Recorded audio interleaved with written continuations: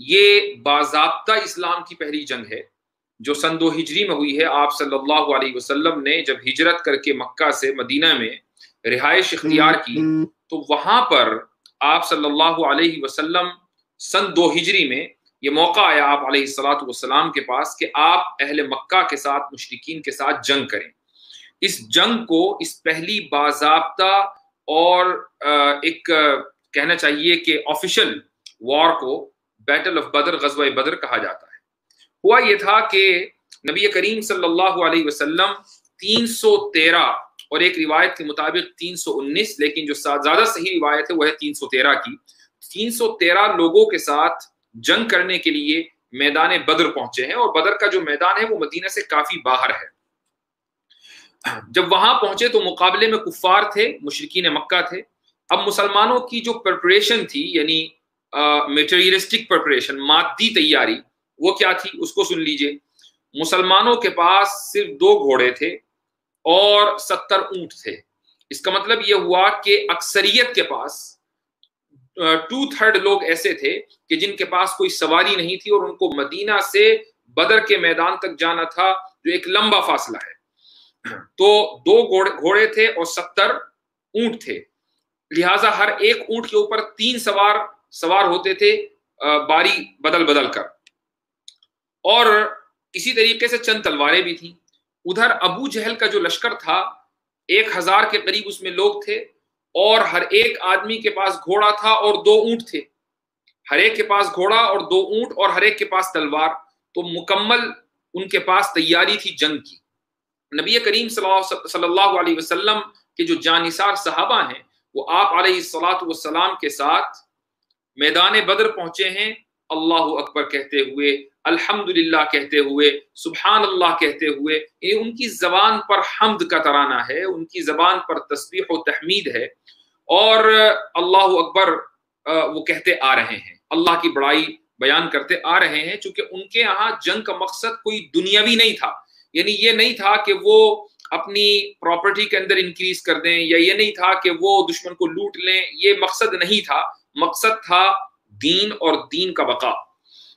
دوسری طرف ابو جہل کا جو لشکر تھا وہ ڈرمز بجاتے ہوئے آ رہے تھے، یعنی ان کے ہاں میوزیکل انسٹرومنٹس تھے، وہ گانے بجانے والیاں ان کے ساتھ چل رہی تھی، اور اس طریقے سے وہ اپنے فوجیوں کا مورال بلند کر رہے تھے۔ تو ابو جہل کا جو لشکر تھا ان کا مورال جو بوسٹ ہو رہا تھا وہ انہی گانے بجانے والیوں کے ذریعے ہو رہا تھا، میوزک کے ذریعے ہو رہا تھا۔ ادھر نبی کریم صلی اللہ علیہ وسلم کے جو جانثار صحابہ تھے ان کا جو مورال بوسٹ ہو رہا تھا وہ الحمدللہ کے ذریعے ہو رہا تھا، سبحان اللہ کے ذریعے ہو رہا تھا، اللہ اکبر کے ذریعے ہو رہا تھا۔ اس طریقے سے یہ دونوں لشکر میدان بدر میں پہنچے۔ اچھا، پھر ہوا یہ کہ جب یہ لوگ وہاں پہنچے تو مکہ والے پہلے سے موجود تھے، اور انہوں نے بدر کے میدان میں جو اچھی جگہ تھی وہ پہلے قبضہ لی۔ یہاں پر اچھی جگہ کا مطلب یہ ہے کہ ادھر پانی کا کنواں تھا، ان کے پاس پانی بڑی وافر مقدار میں موجود تھا، اور وہ جگہ نشیبی تھی۔ نشیبی کا مطلب یہ ہے کہ وہ دامن میں تھی، پہاڑ کے وادی کہہ لیجئے اس کو، اور وہ ریتیلی جگہ نہیں تھی، جس کی وجہ سے ان کو چلنے میں اور سواریوں کو چلنے میں بھی بڑی آسانی تھی۔ اب جب مسلمان وہاں پہنچے ہیں تو ان کو ریتیلی جگہ ملی اور پانی ان کے پاس تھا نہیں چاہے، تو نبی کریم صلی اللہ علیہ وسلم بھی بالکل عام صحابہ کی طرح اپنے آپ کو ٹریٹ کروا رہے تھے۔ کیسے کہ جس طرح ہر ایک اونٹ کے اوپر 3 لوگ بیٹھتے تھے باری باری، ایسے ہی نبی کریم صلی اللہ علیہ وسلم جس اونٹ پر بیٹھے ہوئے تھے اس پر حضرت علی رضی اللہ عنہ کی بھی باری تھی، اور ایک اور صحابی ہیں جن کا نام ہے ابو قتادہ، ان کی بھی باری تھی۔ تو کبھی ابو قتادہ اور تو کبھی علی رضی اللہ عنہ اور کبھی نبی کریم صلی اللہ علیہ وسلم۔ شروع میں آپ صلی اللہ علیہ وسلم کو ان دونوں صحابہ نے آفر کی کہ یا رسول اللہ آپ ہی بیٹھیں، ہم نہیں بیٹھیں گے۔ احترام میں وہ چاہتے تھے کہ نبی کریم صلی اللہ علیہ وسلم ہی اس سواری پر سوار رہیں۔ آپ صلی اللہ علیہ وسلم نے ارشاد فرمایا کہ ما انتما باقوا علی المشی منی وما انا باغنا عن الاجر منکما، کہ نہ تو یہ بات ہے کہ تمہیں اجر کی ضرورت ہے اور مجھے نہیں، ثواب کی اگر تمہیں ضرورت ہے تو ثواب کی مجھے بھی ضرورت ہے، اور نہیں یہ بات ہے کہ چلنے پر صرف تم قادر ہو میں قادر نہیں ہوں، نہیں، تم بھی چل سکتے ہو میں بھی چل سکتا ہوں، اجر اور ثواب تمہیں بھی چاہیے تو مجھے بھی چاہیے۔ اگر یہ بات ہے تو پھر باری باری ہی اس اونٹ کے اوپر بیٹھیں گے، کبھی تم بیٹھو گے کبھی میں بیٹھوں گا، چونکہ میں چلنے کی طاقت رکھتا ہوں تو میں بھی چلوں گا، مجھے ثواب کی ضرورت ہے تو میں بھی ثواب حاصل کروں گا۔ ایسے نبی کریم صلی اللہ علیہ وسلم میدان جنگ تک پہنچے۔ خیر، آپ صلی اللہ علیہ وسلم پہنچے اور آپ کے لیے ایک چھپر بنایا گیا اور آپ پوری رات جاگ کر وہاں دعا مانگتے رہے، اور اس رات سارے صحابہ سوئے سوائے نبی کریم صلی اللہ علیہ وسلم کے۔ آپ صلی اللہ علیہ وسلم نہیں سوئے، آپ صلی اللہ علیہ وسلم دعا مانگتے رہے، پوری رات دعا مانگی، اور یہاں تک کہا دعا میں کہ اے اللہ، اگر آج یہ چھوٹی سی جماعت جو تیرے راستے میں نکلی ہے ہلاک ہو گئی تو پھر اس روئے زمین پر تیرا نام لینے والا کوئی نہیں ہوگا۔ یہ آپ صلی اللہ علیہ وسلم نے دعا میں کہا، اور دعا آپ علیہ الصلوۃ والسلام کی قبول ہوئی۔ اللہ سبحانہ و تعالیٰ فرماتا ہے اذ تستغیثون ربکم فاستجاب لکم انی ممدکم بألف من الملائکۃ مردفین۔ یاد کرو وہ وقت جب تم اپنے رب سے فریاد کر رہے تھے۔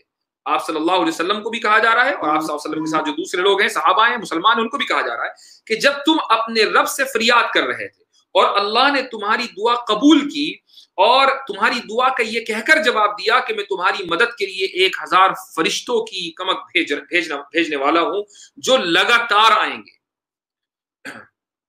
یہ یاد رکھیے کہ ایک فرشتہ ان سارے 1000 دشمنوں کو قتل کرنے کے لیے اور ان کو جہنم رسید کرنے کے لیے کافی تھا۔ حضرت جبریل علیہ السلام اکیلے آ جاتے، یعنی حضرت جبریل کی جو طاقت ہے وہ تو قرآن نے یہ بیان کی ہے کہ وہ تو بستی کو اوپر اٹھا کے نیچے پٹک دیا کرتے تھے۔ جو عذاب آیا ہے قوم لوط کے اوپر، عاد کے اوپر، سمود کے اوپر، تو وہ فرشتوں ہی کے ذریعے بھیجا گیا ہے۔ تو یہاں 1000 فرشتوں کی کیا ضرورت تھی؟ حضرت جبریل علیہ السلام اکیلے کافی تھے۔